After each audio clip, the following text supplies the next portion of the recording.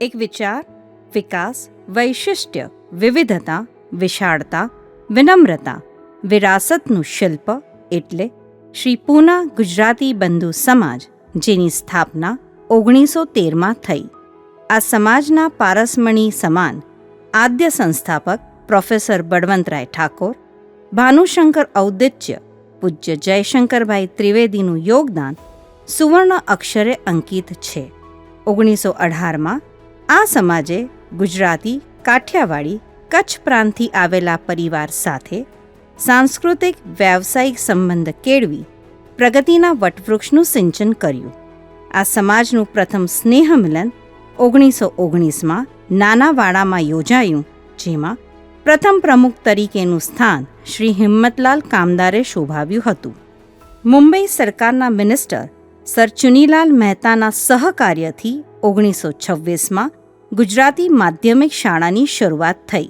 1913થી 1963ના સુવર્ણ મહોત્સવના સમયગાળા દરમિયાન શ્રી કનૈયાલાલ મુનશીના પ્રમુખ પદે અમૃત મહોત્સવના ઉત્સવમાં શ્રી મોરારજીભાઈ દેસાઈએ પ્રમુખપદ શોભાવ્યું અને એમની પ્રતિભા, સાદગી અને અનુભવથી આપણે પરિચિત થયા.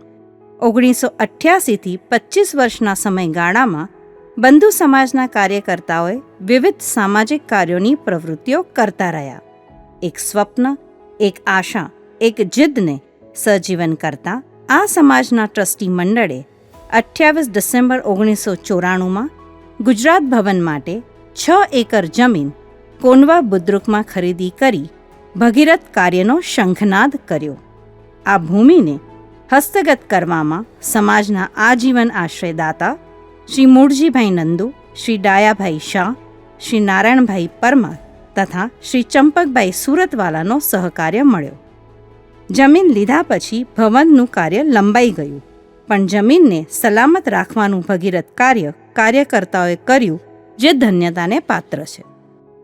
શ્રી હીરાભાઈ શાહ અને શ્રી હરિભાઈ શાહની પ્રેરણા અને સતત પ્રયત્નના સ્વરૂપ આ ભવનના નિર્માણ કાર્યને વેગ મળ્યો.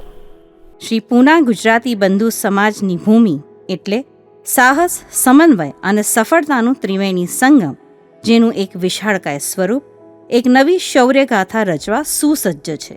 2001માં સમાજના ટ્રસ્ટી મંડળનું પરિવર્તન કરવામાં આવ્યું, જેમાં મહિલા અને યુવાન કાર્યકર્તાઓનો સમાવેશ કરવામાં આવ્યો. 2010 6 એપ્રિલના રોજ સ્વર્ણિનમ ગુજરાત કાર્યક્રમના આયોજન અર્થે ત્યારના શિક્ષણ મંત્રી શ્રીમતી આનંદીબેન અને તેમના સહકાર્યકર્તાઓનું આતિથ્ય મળ્યું. 2011માં શ્રી નીતિનભાઈ દેસાઈની અધ્યક્ષપદે નિમણૂક થયા બાદ સંસ્થામાં બહુ મોટા પરિવર્તન કરવામાં આવ્યા. 2012માં ગુજરાત રાજ્યના મુખ્યમંત્રી શ્રી નરેન્દ્રભાઈ મોદીના હસ્તે ભૂમિપૂજન થયું. આવા બાહોશ, કુશળ, મુત્સદ્દી અને વિલક્ષણ નેતાના હસ્તે આ મંગળ કાર્ય પાર પડ્યું, એ માટે અમે ભાગ્યશાળી છીએ. 2010 અને 2011માં આવેલા ટ્રસ્ટ બોર્ડ દ્વારા ગુજરાત ભવનના સંકુલનું નિર્માણ કાર્ય હાથ ધરવામાં આવ્યું. 2016માં ગુરુકુલ શિક્ષણ પેટર્નને અનુસરીને શ્રી પૂના ગુજરાતી કેળવણી મંડળની સ્થાપના થઈ.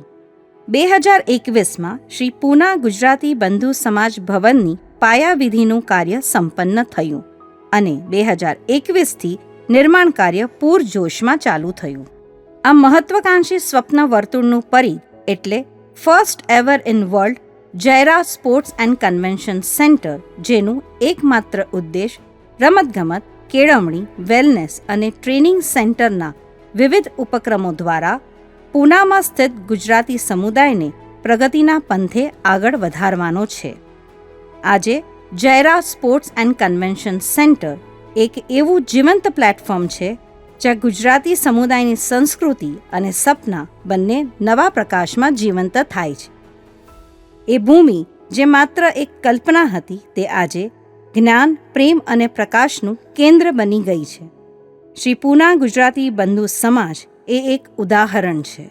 જયરાજ સ્પોર્ટ્સ અને કન્વેન્શન સેન્ટરના મુખ્ય દાતા શ્રી જયંત શાહ, શ્રી પૂના ગુજરાતી બંધુ સમાજના અધ્યક્ષ શ્રી નીતિન દેસાઈ વ્યવસ્થાપકીય વિશ્વસ્થ ડૉક્ટર રાજેશ શાહ, સંયુક્ત વ્યવસ્થાપકીય વિશ્વસ્થ શ્રી નૈનેશ નંદુ, ઉપાધ્યક્ષ શ્રી વલ્લભ પટેલ, સચિવ શ્રી રાજેન્દ્ર શાહ, ખજીનદાર શ્રી હરેશ શાહ.